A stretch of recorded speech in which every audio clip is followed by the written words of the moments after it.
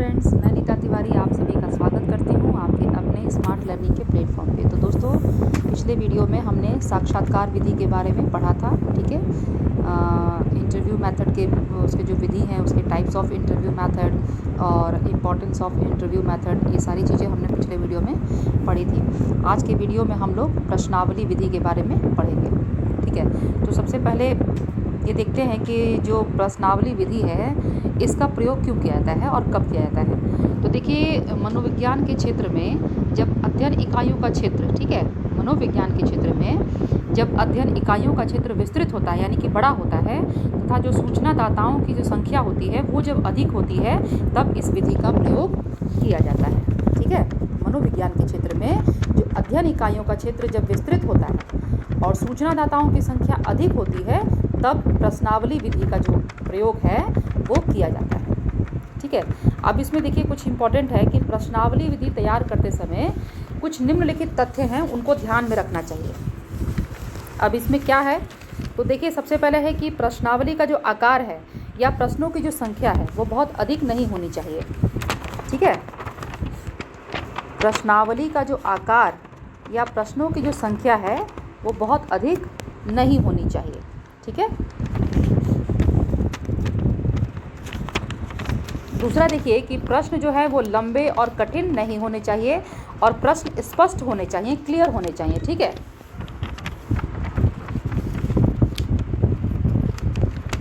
आगे है कि प्रश्न प्रश्नावली में पहले सरल फिर कठिन होने चाहिए। ठीक है, प्रश्नावली में देखिए, प्रश्नावली में जो प्रश्न हैं वो पहले सरल होने चाहिए और फिर कठिन होने चाहिए। ठीक है, और रुचिपूर्ण या ध्यान आकर्षित करने वाले प्रश्न होने चाहिए। ठीक है, रुचिपूर्ण, ठीक है, रुचि ये पूर्ण है,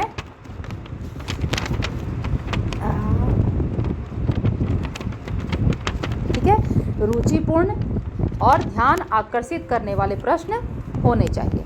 तो ये कुछ बातें हैं जिनका कि जो प्रश्नावली है, प्रश्नावली विधि, तो इसमें जो क्वेश्चन है उनको तैयार करने से पहले इन कुछ बातों का ध्यान रखना चाहिए।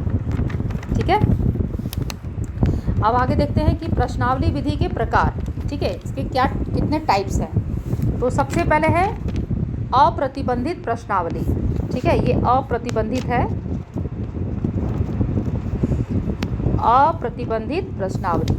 अब इसमें क्या होता है, तो यह प्रश्नावली वह है जिसमें सूचनादाता पर कोई भी प्रतिबंध नहीं होता है और वह खुलकर उत्तर दे सकता है।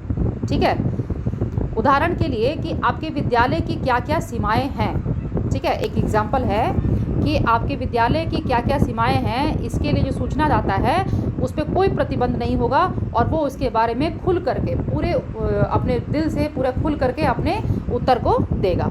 ठीक है, आपके विद्यालय में किन किन परिवर्तनों की तुरंत आवश्यकता है, इस तरीके के जो क्वेश्चन है, तो सूचनादाता इसको पूरे खुल करके बताएगा, कोई उसमें छुपाएगा नहीं किसी चीज़ को। ठीक है, तो इसे कहते हैं अप्रतिबंधित प्रश्नावली।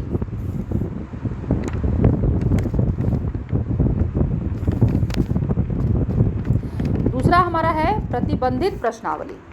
ठीक है, अब इसमें क्या होता है कि ऐसी प्रश्नावली में जिसमें सूचनादाता के किसी चीज़ के जवाब पर प्रतिबंध होता है, ठीक है, उसे केवल चुने हुए उत्तरों से ही उत्तर देना होता है। ठीक है, उदाहरण के लिए इसमें एग्जांपल ले लीजिए कि शिक्षक से भय लगता है क्वेश्चन मार्क, हाँ या नहीं। ठीक है, आपके पास दो ऑप्शन दे दिए गए हैं, आपसे क्वेश्चन पूछा जाता है, जो सूचनादाता है उससे जब प्रश्न पूछा जाए तो उसके पास जो है बिल्कुल प्रतिबंधित ही जवाब होता है। ठीक है, ऑप्शन में जवाब होता है। इसके लिए एग्जाम्पल समझाने के लिए है कि क्या शिक्षक से भय लगता है। ठीक है, देखिए कि शिक्षक से भय लगता है, हाँ या नहीं। ठीक है, तो या तो आपको हाँ में जवाब देना है या आपको नहीं में जवाब देना है। तो ये हो गया आपका प्रतिबंधित प्रश्नावली। ठीक है, नेक्स्ट हमारा आता है चित्र प्रश्नावली। इस प्रकार की प्रश्नावली में प्रश्न जो है वो चित्रों के रूप में होते हैं। ठीक है, आगे देखिए कि प्रश्नावली विधि की उपयोगिताएं। ठीक है, एडवांटेज, इसके एडवांटेज क्या है इसको देख लेते हैं। तो इस विधि की उपयोगिता जो है वो निम्न प्रकार से है। इस विधि में कम खर्च और कम समय में अधिक से अधिक अध्ययन किया जा सकता है, ठीक है, क्योंकि प्रश्नावली एक साथ कई प्रयोज्यों को भरने के लिए भी की जा सकती है, ठीक है ना। आप एक साथ कई लोगों का एग्ज़ाम ले सकते हैं ना, तो कम समय में और कम खर्च में इसका जो है यूज़ किया जाता है, ठीक है। नेक्स्ट है देखिए परीक्षण विधियाँ या मनोनीत विधियाँ, ठीक है। तो इसमें देखिए क्या है,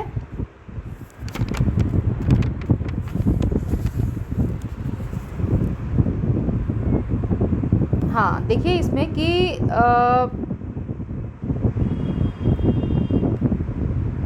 मनोवैज्ञानिक परीक्षण एक उपकरण है, ठीक है, जिसे विशेषज्ञ वैज्ञानिक ढंग से तैयार करते हैं और जिसकी सहायता से व्यवहार के कुछ पहलुओं का मापन करते हैं, ठीक है।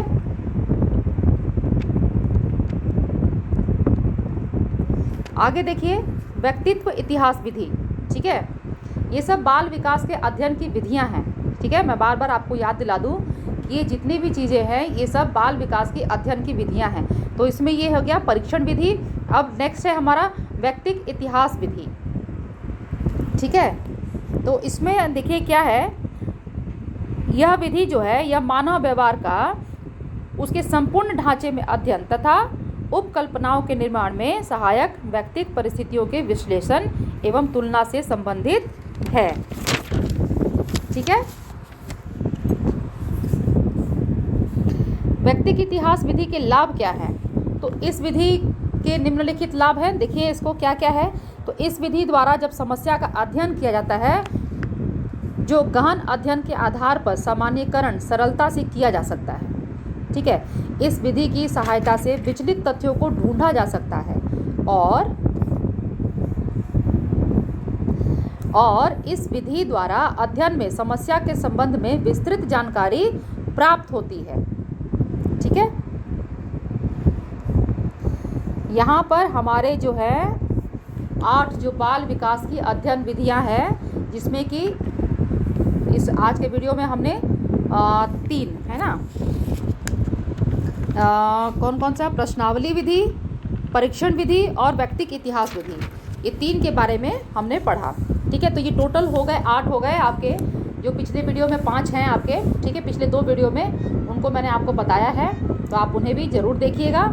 और ये आपके कंप्लीट हो गया बाल विकास की जो अध्ययन विधियां हैं, ये आपके कंप्लीट हो गई कि कौन कौन सी विधि के द्वारा बाल विकास का अध्ययन किया जाता है, किस किस विधि के द्वारा जो है बाल विकास का, चाइल्ड डेवलपमेंट का जो है अध्ययन किया जाता है, ठीक है। अब आइए कुछ आपके परीक्षा उपयोगी जो तथ्य हैं, ठीक है, उनको हम जान लेते हैं। जो भी हमने इस पूरे चैप्टर में, ठीक है, बाल विकास के जो सिद्धांत है, हमारा चैप्टर था 2nd चैप्टर बाल विकास के सिद्धांत, इसमें जो भी हमने अभी तक पढ़ा उसका सारांश जो है, उसका निचोड़ जो है, जो आपके परीक्षा के लिए उपयोगी है, वो तथ्य मैं अब आपको बता रही हूँ। अब आप उसको ध्यान से सुनिए। देखिए, बाल मनोविज्ञान की वह शाखा है जो प्राणी के विकास का अध्ययन जन्म से लेकर परिपक्वावस्था तक करती है, ठीक है। हम शुरू से ये चीज़ पढ़ते आ रहे हैं, ठीक है ना। बाल मनोविज्ञान की वह शाखा है जो प्राणी के विकास का अध्ययन जन्म से लेकर परिपक्वावस्था तक करती है, ठीक। जो भी हमने पढ़ा है अभी तक उसी का ये सारांश है, पूरा निचोड़ है, ठीक है, ताकि आप इसको ईज़िली शॉर्ट में भी याद कर सके। पहले वीडियो को देखिएगा, उसको अच्छे से समझिएगा, देन उसके बाद इसे जो शॉर्ट में है इसको भी याद रखिएगा, ठीक है। नेक्स्ट देखिए कि बाल विकास जो है व्यवहारों का विज्ञान है, जो बालक के व्यवहार का अध्ययन गर्भावस्था से लेकर मृत्यु पर्यंत करता है, ठीक। चलिए नेक्स्ट देखिए, बाल मनोविज्ञान बालक की क्षमताओं का अध्ययन करता है। बाल विकास क्षमताओं के विकास की दशा का अध्ययन करता है। आगे देखिए, बाल विकास क्रम की सभी अवस्थाओं, यानी कि बाल्यावस्था, शारीरिक, मानसिक, सामाजिक, संवेगात्मक, बौद्धिक इत्यादि, इन सभी का अध्ययन करता है, ठीक है। बाल विकास के अंतर्गत बाल विकास को प्रभावित करने वाले तथ्यों का अध्ययन किया जाता है, जैसे कि परिपक्वता और शिक्षण और वंशानुक्रम और वातावरण। ये सारे तत्व जो हैं बाल विकास को प्रभावित करते हैं, है ना। हम लोग इसको पढ़ चुके हैं कि ये किस प्रकार से बाल विकास को प्रभावित करते हैं। ठीक,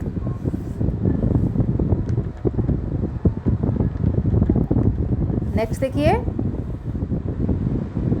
बाल विकास के अंतर्गत बालकों के जीवन विकास क्रम में होने वाली असामान्यताओं और विकृतियों का अध्ययन किया जाता है। ठीक है, पूरे जीवन में।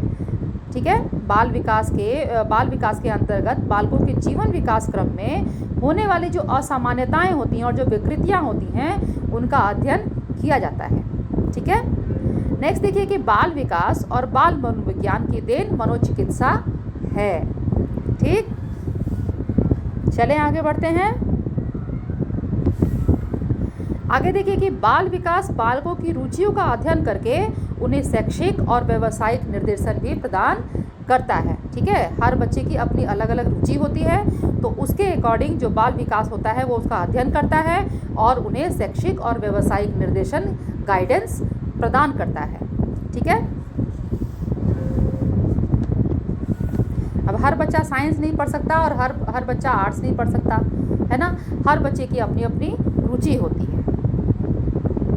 चलिए नेक्स्ट देखिए कि बाल विकास बालकों के बौद्धिक विकास की विभिन्न मानसिक प्रक्रियाओं जैसे कि अधिगम, कल्पना, चिंतन, तर्क, स्मृति तथा प्रत्यक्षीकरण इत्यादि का अध्ययन करता है। ठीक है, और लास्ट है हमारा कि बाल विकास के अंतर्गत बालकों की विभिन्न शारीरिक और मानसिक योग्यताओं का मापन और मूल्यांकन किया जाता है। ठीक है, तो इस तरीके से हमारा जो सेकंड चैप्टर है बाल विकास के सिद्धांत आज हमारा यहाँ पर ये ख़त्म होता है। ठीक है, और मैं उम्मीद करूँगी कि आपको मेरा वीडियो पसंद आएगा और आपको जो भी चीज़ें मैंने समझाने की कोशिश की है वो आपको समझ में आएगी। फिर भी आपको कहीं भी कोई भी परेशानी होती है समझने में तो आप मुझे कमेंट कर सकते हैं। ठीक है, तो चलिए फ्रेंड्स, अब आप मेरे सभी वीडियोस को देखिए, इस वीडियो को भी देखिए। वीडियो देखने के बाद आपको पसंद आ जाए तो वीडियो को लाइक कर दीजिएगा। मेरे चैनल को अगर अभी तक आपने सब्सक्राइब नहीं किया है तो प्लीज़ मेरे चैनल को सब्सक्राइब कर लीजिए। बेल आइकन को प्रेस करना बिल्कुल भी मत भूलिएगा फ्रेंड्स, और मेरे वीडियो को आप ज़्यादा से ज़्यादा शेयर भी करिए। ठीक है, चलिए फिर हम नेक्स्ट वीडियो मिलेंगे और नेक्स्ट वीडियो में हम आनुवांशिकता तथा वातावरण का प्रभाव, ठीक है, ये जो हमारा थर्ड चैप्टर है इसको हम लेकर के आएंगे और इसको समझेंगे, इसको पढ़ेंगे। ठीक है, चलिए तब तक आप लोग मेरे इस वीडियो को देखिए, पढ़ते रहिए, अपना ख्याल रखिए, खुश रहिए, मुस्कुराते रहिए।